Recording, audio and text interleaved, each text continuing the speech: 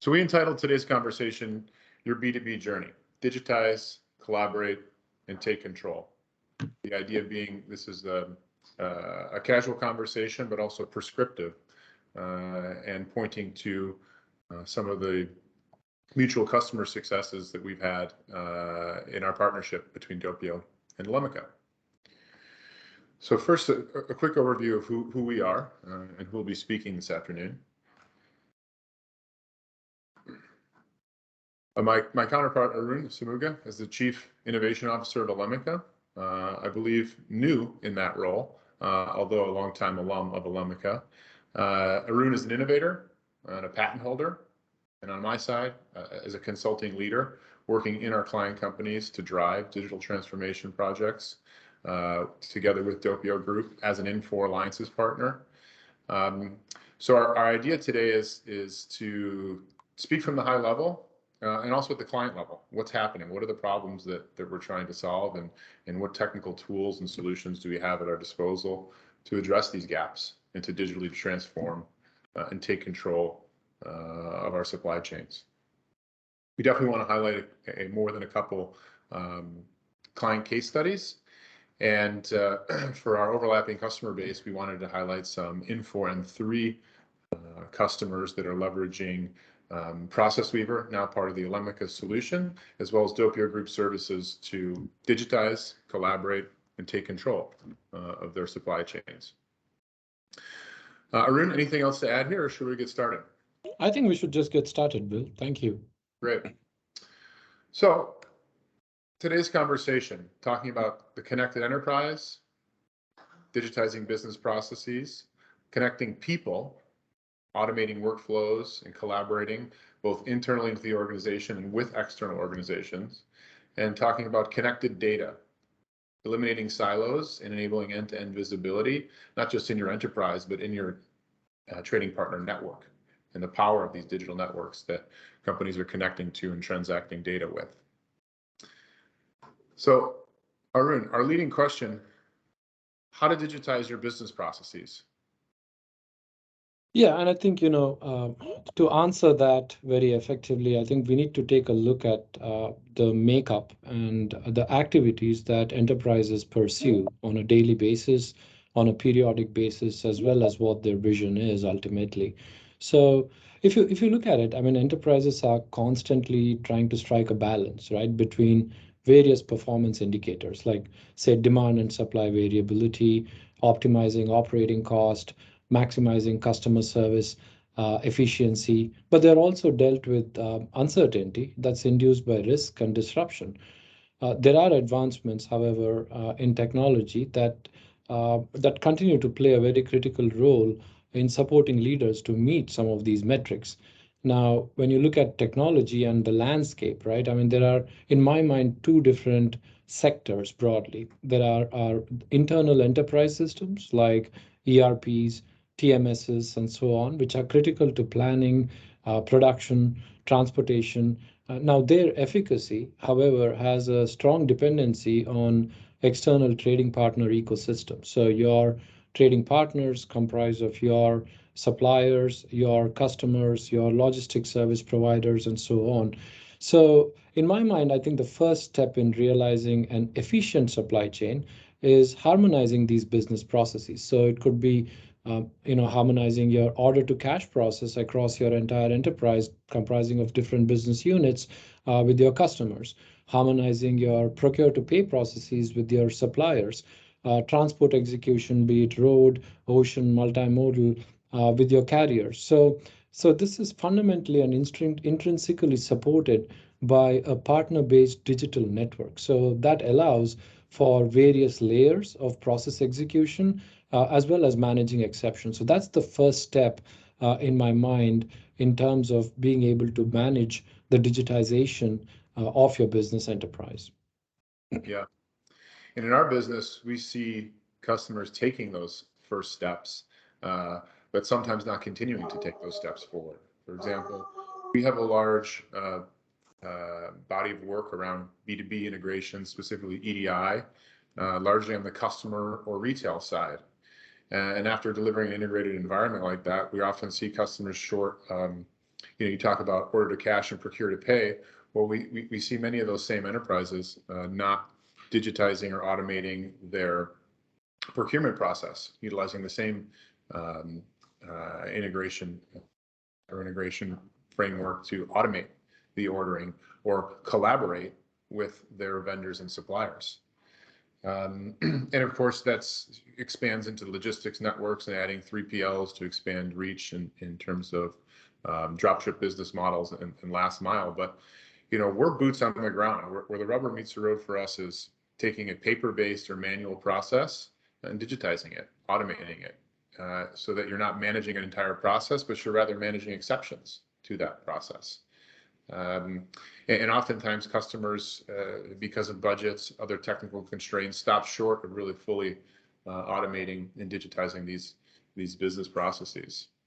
So if you were to summarize that at a high level, Arun, how does this multi-channel strategy unfold in our client companies, or how should it be unfolding?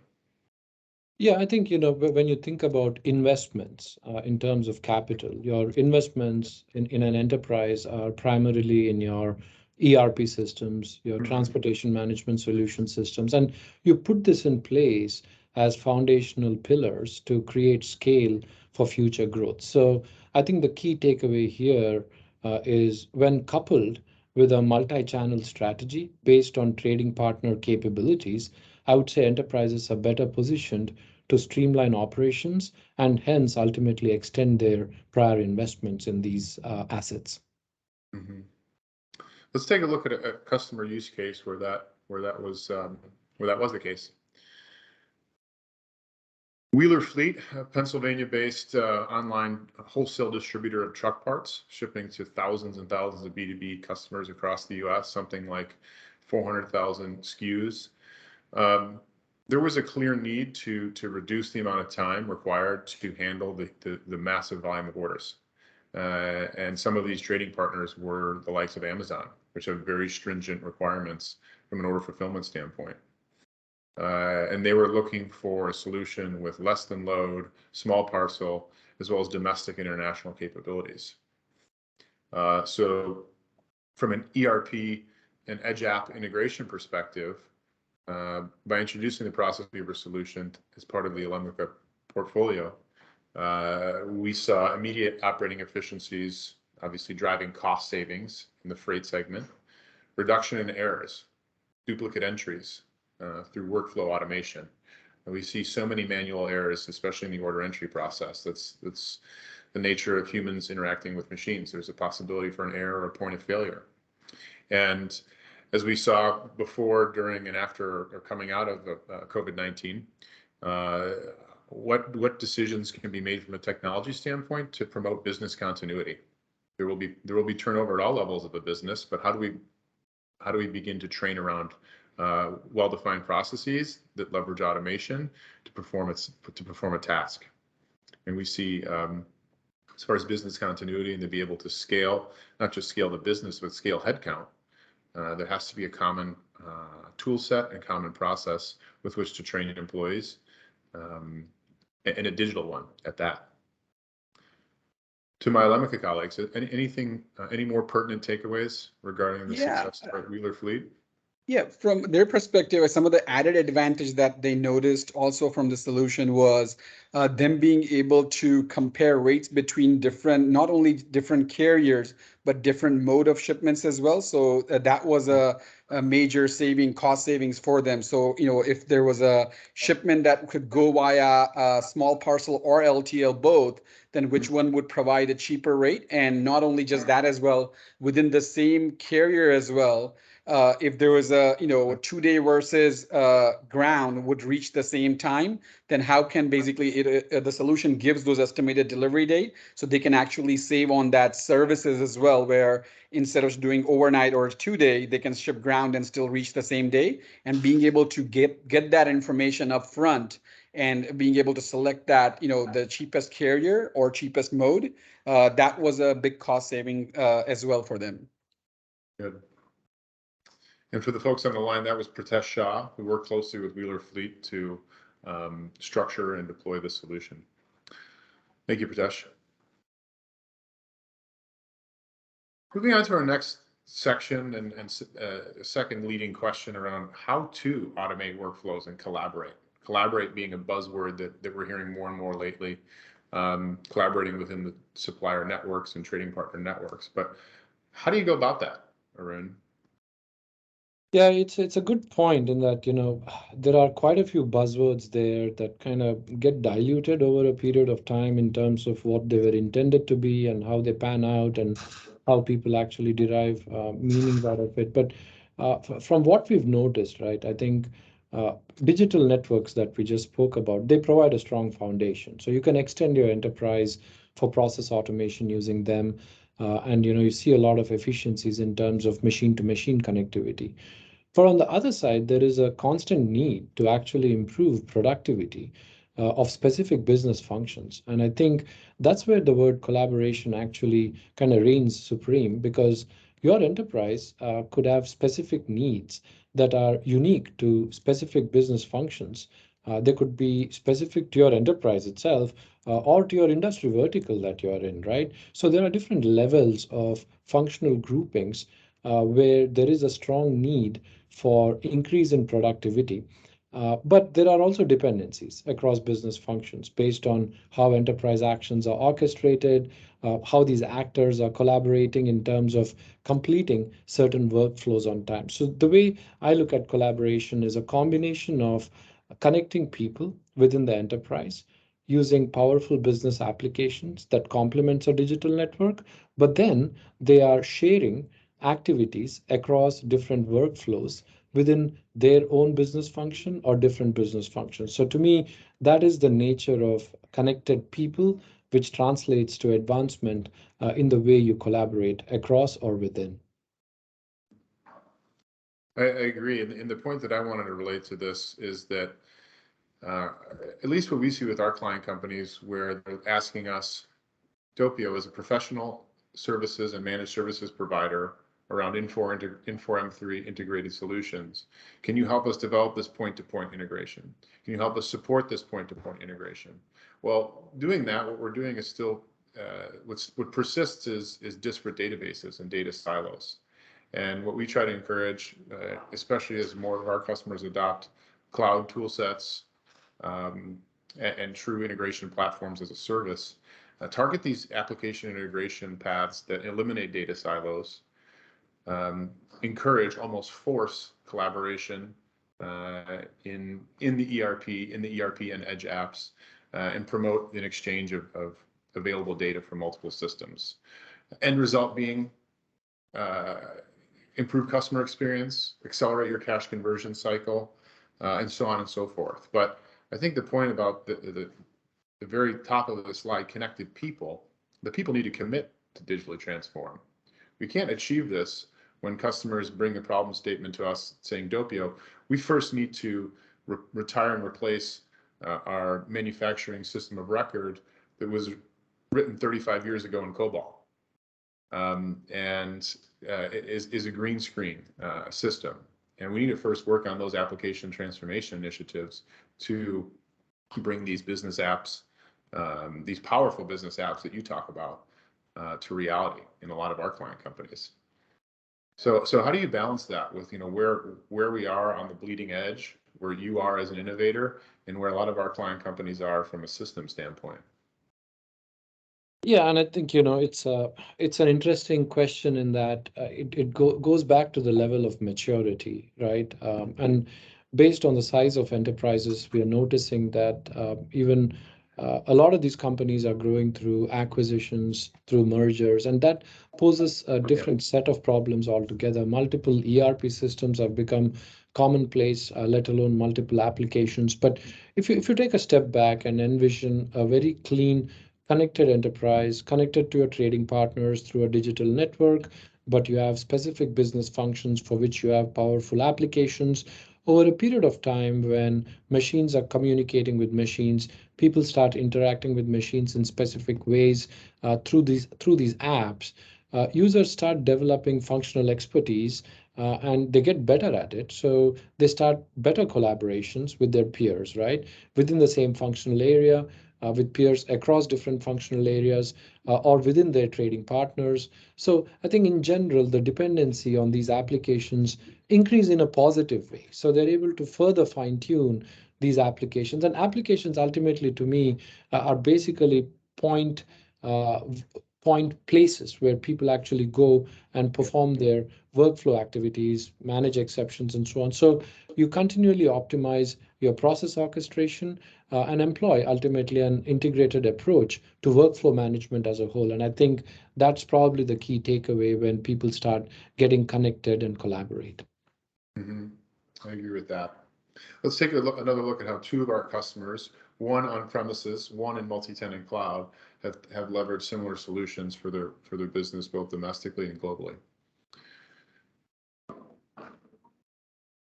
Hilco Vision in Massachusetts is a global distributor of branded eye care products and one of the largest optical equipment suppliers for the eye healthcare industry. It is a German company by origin, but has a massive presence in Western Europe, the United States, and Australia, and they needed to design and implement a global small parcel solution. And also achieve label compliance with some of their big box retailers, which is a huge headache and a huge source of frustration for a number of customers, both large and small. So Pritesh, as far as how Hilco is able to leverage part or all of the Process Weaver solution, what would you say would be the biggest business benefit that they were able to achieve, even just incrementally? Yeah, so one of the key component was that their volume of shipment was was pretty high or growing pretty fast. So being able to ship to using all the different carriers from one single application, that was one of the key advantage that they found. And it's not just US, but globally wherever they wanted to wherever they would like to use. So that was one of the key advantage that they saw as well, that it can be one solution, doesn't matter if it's US, Europe, or any other location. And being able to, as you mentioned, generate not just the UCC 128 labels, but any other required documents that are needed for shipments domestically or internationally, being able to generate and produce all of those documents, and having just single screen to ship, doesn't matter which carrier, doesn't matter which mode. That was that they saw as one of the key benefit to the solution. Mm-hmm. Yeah, I know that particular functionality is very important if there's any sort of hazard or safety or regulatory requirements for ocean or air freight. And I believe the solution offers functionality in that regard too. Another example driven by M&A activity, as Arun was mentioning earlier, we have a smaller manufacturer of licensed pet products, but chiefly pet beds and other plush products for our favorite furry friends. This was acquired by a peer distribution company, also in Massachusetts, Berkshire Blanket Home Company. And there was an immediate business need to roll this newly acquired unit into the M3 footprint. There were B2B or EDI related requirements, but really for the first time in this M3 account, the need to handle small parcel and enable their direct-to-consumer business. And by implementing this black box shipping solution, it streamlined the pick, pack, and ship process, improved vendor compliance, and minimized errors and chargebacks and the financial penalties related to bad data. Are there any other key takeaways or selling points here as it relates to how NBN Pet has leveraged the Process Weaver solution? No, just being able to, doesn't matter what type of orders, being able to ship that from within, within M3. So they had one of their big criteria was that they didn't want it to go outside of their application, just with the nature of their business. And being able to support that, I think that was the key advantage to them. That doesn't matter, again, which carrier they utilized. They could still just basically call the, the APIs from within the M3 application itself. So that was one of the biggest need that they had. So, and I think we were able to support that with Doppio's help. So they're a very happy customer with that. Yeah. Yeah, a good example of RESTful web services, modern APIs, and being able to transact and also get instant response. A decade or so ago, we would be building these integrations and utilizing FTP sites and FTP folders, still requiring a lot of human interaction and also the need for humans to reprocess failed transactions. So achieving a level of business integration and business automation that was not previously possible until you brought a tier 1 ERP system like M3 together with a best of breed shipping solution driven by API-based integrations. Moving on to our last section here, which is really getting more into the end-to-end visibility across the supply chain. And here's where we're starting to speak a little bit more aspirationally about where enterprises need to trend and continue to invest in order to be leaders. And really, what I look at it, Arun, is building almost a competitive moat around their business. So how do enterprises go about connecting data sources, and promote what we would call end-to-end visibility, both in the four walls of their enterprise as well as within their trading partner networks? Yeah, so I think, when you look at the progression, there is a reason why we structured this conversation that way, right? I think we start by talking about machines communicating with machines, and that takes care of your digital enterprise and your trading partner network that focuses primarily on process automation. The next level is when people start communicating, interacting with point solutions as well as the network. Then you achieve operation stability, you achieve process productivity, and then scale as well. These are all essential pillars for growth. However, if you observe, supply chains are inherently complex, so daily operations get disrupted. Enterprises are actively, trying to look ahead to manage resiliency, right, and create key competitive differentiators. Because at the end of the day, your competition is going to eat you alive if you don't continually innovate, if you don't come up with better models to serve your customers, improve in operational aspects within a business process, like maybe road shipment optimization, or you optimize it across multiple business processes in advance, in maybe in your prediction capabilities of trying to manage exceptions and risk-driven scenarios.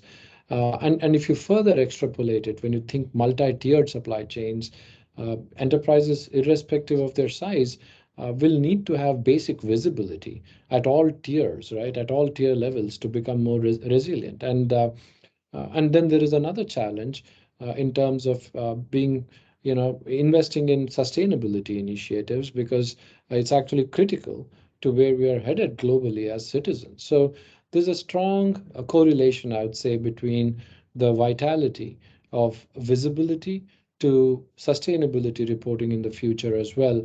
Now, the key aspect to this level of transformation actually lies in the data. And that now the problem is that data is available internally, it's distributed within your enterprise systems, data that's transacted through the digital partner network, and data that's collaborated upon using your powerful application. So therein lies the challenge with connected data, but then you need it in order to get transformed to the next level.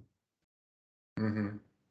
Yeah, I love the point on sustainability. Talk about a buzzword as of late, but what we're finally starting to see is companies considering the environment and the physical environment in which we do business as a key pillar in their stakeholder alignment. It's no longer just shareholders, partners, customers, and ownership. We're looking at the communities in the physical space and the physical world in which we're conducting business as a key part of our value orientation. And even before we get to this future state, there's a need to continually monitor and measure and performance analyze the business. And for some, it's taking the initial step of harmonizing data, eliminating data silos, and we see our customers just beginning to talk about what is embedded analytics. How do we make the availability of accurate data accessible by an application or many applications and by people within the enterprise?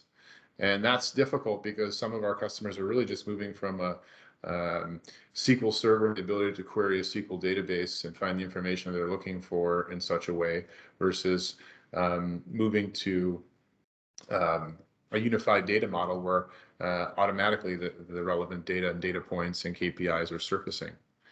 And that's something that I think all of our customers and partners continue to strive for, regardless of being a middle market manufacturer or a mega global enterprise. So as it relates to data, systems, people, and proactive monitoring to mitigate risk of supply shocks or demand shocks, as we've seen over the course of the last 2 to 3 years, what's the key takeaway, Arun? Yeah, I would say, look, I mean, we spoke about the digital network, we spoke about applications, we're talking about connecting data. So it's a multi-layered problem at this point in time when you get to this stage of maturity, right? And once data at these various layers, it's handled for process integrity to start off with, and then you start correlating it to cross-process end-to-end visibility, employ further pattern recognition, and learning, of course, so you can engage all these aspects, and you can proactively mitigate risk and further strengthen your enterprise's resiliency to disruptions. I think that's the key takeaway here. Yeah. In closing, would you agree with the statement that between environmental, whether it's weather or climate related, supply chain related, macroeconomic disruptions, are disruptions the new normal? And we're living in this age of accelerations and disruptions?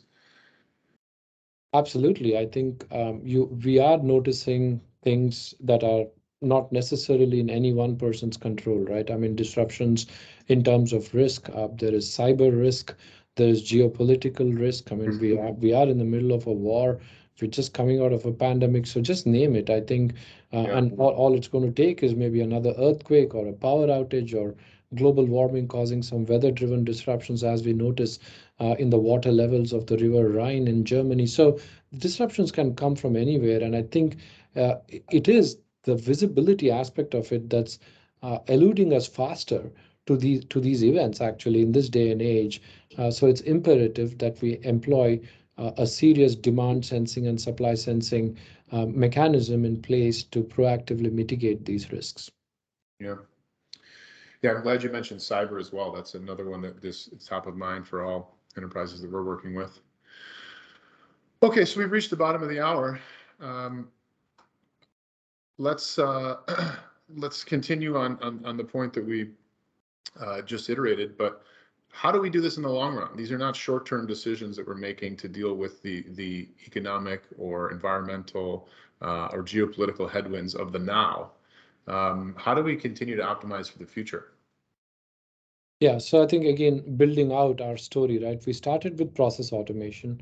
We achieved, we achieved operational stability, but then we started connecting data. We started using data as a weapon. So now it's actually possible to create innovative models to minimize disruptions, drive customer delight, and actually you are already in a state of data-driven visualization. So any decision you're taking is fundamentally driven through data at this point in time. So sudden shifts in customer trends, for example, can be used effectively for production guidance, right? With past patterns, it's possible to identify, say, small packets of work that can actually be proactively scaled to handle, say, increased workload of a few employees within a specific business unit. Now, for that, obviously, we also need a global view. So with that, you can identify, say, alternative sources of supply, as an example. With effective transportation optimization, right? You're able to mitigate risk with delivery. And then that's how you kind of optimize between delivery, manage the variations between customer demand and supplier variability. And another buzzword that's thrown there commonly is autonomous supply chains. In my mind, it is essential to focus on key areas where resiliency is of utmost importance, combine it with models that focus on TCO, total cost of ownership, and employ data-driven decisions. That's going to get you pretty much there, while the notion of autonomous supply chains are a little more worthy of ambition, I would say. Yeah.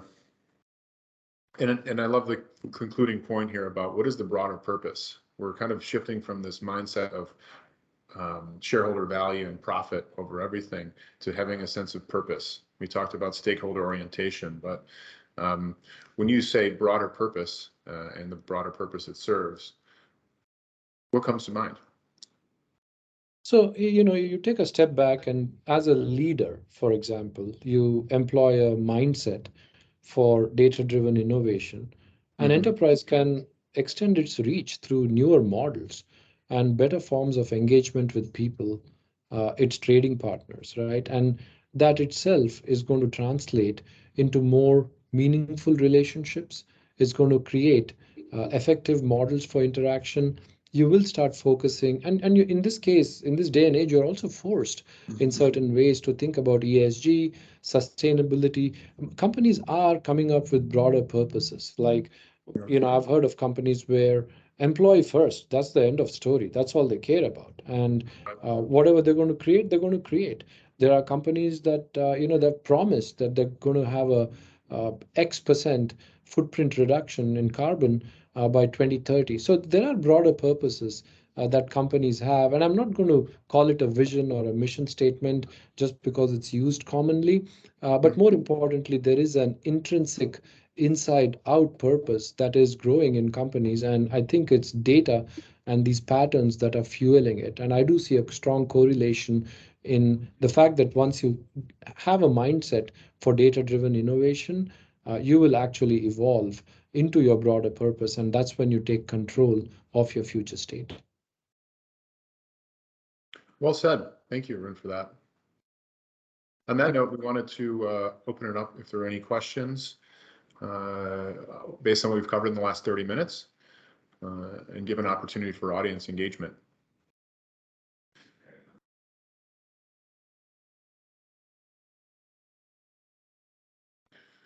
Brett, I can't see if there's any hands raised from the participants, but has anything come in on the chat while we've been discussing? So far, nothing through the chat, and feel free to unmute yourself if you'd like to ask a question. So far, nothing yet. Okay.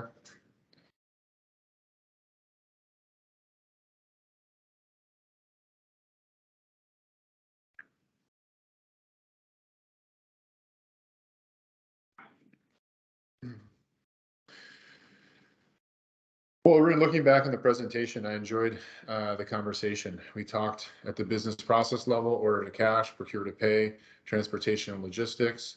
We talked at the high level around data analytics and the monitoring of data to make real-time informed decisions.